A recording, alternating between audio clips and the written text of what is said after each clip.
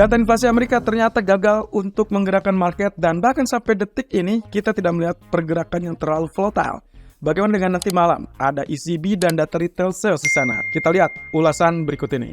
Oke, faktor penggerak marketnya adalah dari data GDP Inggris dan juga inflasi CPI Amerika. Kemarin kita sudah sempat memperdebatkan dan juga melihat situasi dari masing-masing data tersebut.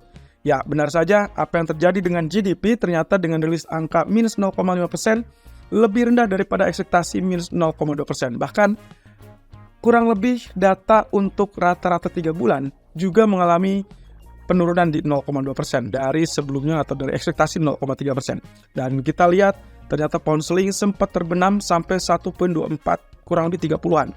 Walaupun di malam hari terbantu dengan efek dari data inflasi Amerika yang relatif menurut saya tidak sama sekali menakuti pasar, sehingga kita sempat lihat dolar yang sempat mengalami kenaikan tapi kemudian kembali turun, dan itulah yang dimanfaatkan oleh pound sterling sampai akhirnya mampu untuk kembali rebound ke level 1.24 atau bahkan lebih tepatnya sekarang sudah mendekati kembali 1.2500. Nah, sekarang kalau kita bicara tentang kemungkinan yang akan terjadi, maka posisinya kita belum relatif aman, karena kalau kita lihat dari reaksi market yang relatif terbatas, maka hal tersebut dikarenakan data inflasi Amerika kecenderungannya sesuai ekspektasi. Dan lagi-lagi saya ingatkan kemarin bahwa kita adalah fokusnya kepada core inflation atau core CPI, di mana data core CPI meskipun basis bulanannya naik ke 0,3%, bahkan lebih tinggi daripada ekspektasi 0,2%, tapi data tersebut relatif tipis, hanya naik tipis satu level saja dari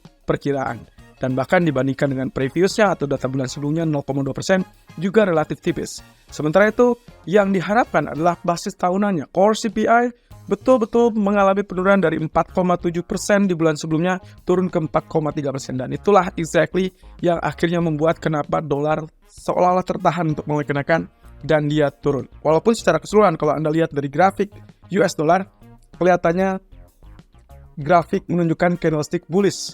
Tapi kalau lihat ada rejection di bagian atas, maka itulah yang terjadi akibat data core CPI.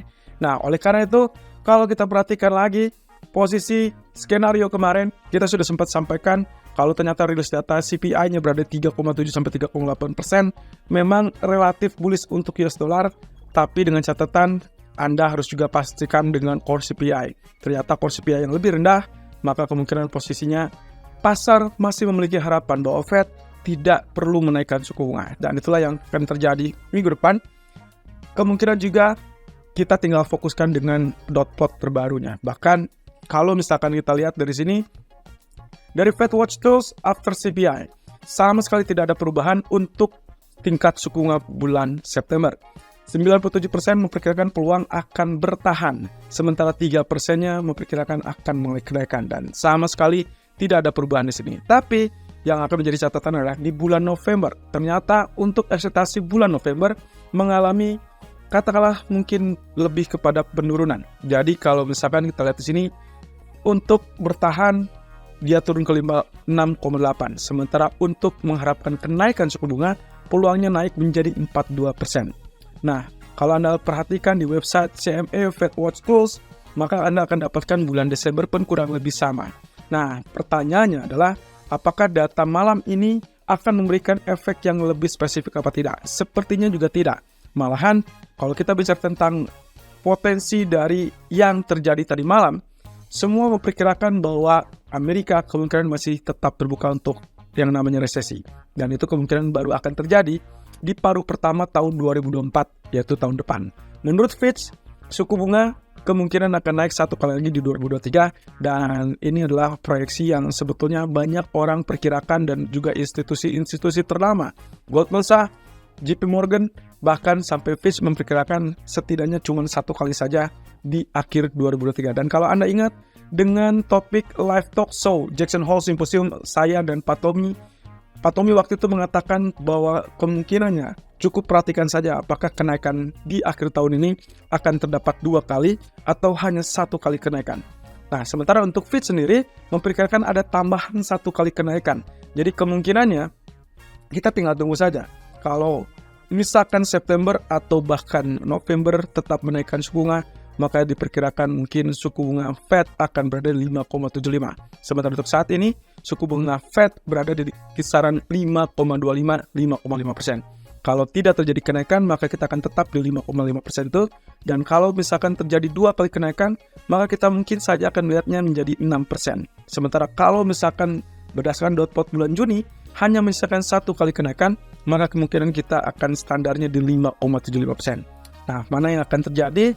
Menurut Morgan Stanley diperkirakan tidak akan ada kenaikan karena kemungkinan CPI ini dinilai sejalan dengan apa yang diharapkan.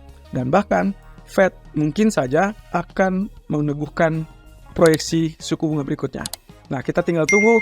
Data malam nanti adalah terkait dengan data retail sales. Tapi sebelum itu, kita akan berhadapan dengan keputusan suku bunga dari ECB.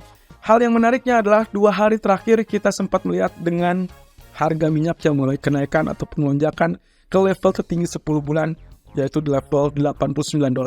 Dan apa yang terjadi? Ekspektasi market, peluang yang diperkirakan oleh market terhadap kenaikan suku bunga ECB yang semula diminta ataupun diharapkan unchanged atau tidak berubah, ternyata sekarang berubah menjadi 50-50. Bisa mengalami kenaikan atau bahkan unchanged. Bagaimana reaksinya? Kalau misalkan lihat dari economic calendar, tidak ada perubahan, 4,25%. Jadi kalau misalkan ternyata ada suatu hal yang mengumumkan kenaikan suku bunga, maka respon spontannya adalah euro, kemungkinan akan spike atau naik dengan cepat. Tapi kemudian fokus utama akan tertuju pada press conference, di mana Presiden ECB Christine Lagarde akan memberikan sambutan ataupun komentarnya. Kalau ternyata pernyataan tersebut hawkish, maka itu dinyatakan sebagai hawkish yang relatif post-hawkish, artinya jeda untuk hawkish. Nah, tapi masalahnya, apapun yang terjadi dengan ECB malam nanti, kemungkinan diperkirakan market sudah tidak kaget lagi. Dan kemungkinan, apa yang terjadi dengan kenaikan itu akan berubah kembali dengan downtrend. Artinya, kalau ternyata ECB nanti malam menaikkan suku bunga 25 basis point, respon sesaat dia akan mulai kenaikan, setelah itu Anda siap-siap lakukan sell. Sementara kalau misalkan ECB unchanged atau tetap suku bunganya tidak berubah 4,25%, maka kemungkinan euro tanpa harus mengalami kenaikan, dia akan langsung mengalami penurunan. Jadi itulah perbedaannya mana yang akan dilakukan atau yang berpotensi terjadi nanti malam. Sementara itu, kalau kita lihat untuk nanti malam, retail sales-nya kemungkinan akan menjadi sorotan utama. Walaupun di sini kita dapat data PPI atau inflasi dari sisi produsen dan juga klaim pengangguran mingguan. Oke, dengan catatan core PPI itu akan menjadi tujuan utama dan diperkirakan turun. Jadi ini hampir mirip dengan apa yang terjadi dengan tadi malam, CPI. Jadi perhatikan saja data core daripada data PPI utama. Jadi kalau misalkan datanya relatif lebih rendah, Anda tahu apa yang akan terjadi. Dolar akan melemah. Sementara kalau misalkan datanya lebih tinggi, itu akan mendorong penguatan US dollar kembali. Dan itu artinya pula bahwa pasar saham ataupun bahkan emas kemungkinan kembali tertekan. Di sisi lain, retail sales pun serupa. Apa yang terjadi kalau misalkan datanya menguat, maka akan mendorong penguatan US dollar, dan begitu juga sebaliknya. Kalau ternyata datanya melemah, maka kemungkinan dolar akan mengalami pelemahan. Dan itulah sisi positif untuk dolar mungkin saja bangkit kembali di atas level 1920-an. Di sisi lain, klaim pengangguran akan menjadi catatan yang paling seru. Setelah minggu sebelumnya turun ke level 216.000, sekarang diharapkan naik ke level 225.000. Saya agak sedikit penasaran. Setiap dia sudah mengalami penurunan, selalu akan ada rebound untuk data klaim pengangguran tersebut. Apakah kali ini akan tetap terjadi seperti itu?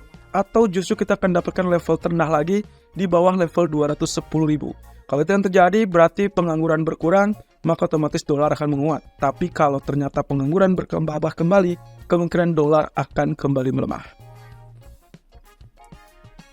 Nah, fokus hari ini, saya ingatkan kembali bahwa ini adalah hari terakhir di mana deadline yang diharapkan oleh sektor otomotif di Amerika. Serikat Pekerja Otomotif Amerika mengancam mereka akan melakukan aksi mogok kalau ternyata tidak dicapai kesepakatan yang mereka inginkan. Tuntutan mereka adalah kenaikan upah yang diajukan kepada kurang lebih 3 institusi ternama, 3 perusahaan otomotif terbesar. Salah satunya adalah General Motors. Jadi kalau misalkan sampai nanti malam tidak ada katakanlah keputusan ataupun kesepakatan, maka bersiaplah aksi mogok akan dilakukan 15 September. Sementara ECB akan fokus dengan suku bunga yang diharapkan unchanged, jadi hati-hati dengan skema yang tadi sempat saya sebutkan. Kalau ternyata dia unchanged, maka euro akan kembali atau langsung mengalami penurunan. Sementara kalau misalkan ECB-nya melakukan kenaikan suku bunga, maka kemungkinan dia akan naik terlebih dulu. Kemudian saat press conference dari ECB, Christine Lagarde, kemungkinan euro akan kembali terbenam atau turun. Nah, sementara untuk retail sales, perhatikan dengan skema yang tadi juga sempat kita bahas, datanya diharapkan lebih lemah supaya dolar kembali melemah dan akhirnya memberikan kesempatan untuk peluang rally baik itu untuk emas ataupun pasar saham. Oke, jadi ada dua hal yang akan menjadi sorotan utama, yaitu keputusan ECB yang juga ditambah dengan Christine Lagarde, pernyataan Christine Lagarde, ditambah dengan data retail sales yang menurut saya jauh lebih kompeten untuk menilai apakah tingkat belanja konsumen Amerika sudah mengalami penurunan apa tidak. Kenapa? Meskipun data ini tidak akan mempengaruhi tindakan apa yang dilakukan oleh Fed minggu depan, tapi minimal ini adalah kisi-kisi untuk apa yang terjadi pada inflasi berikutnya.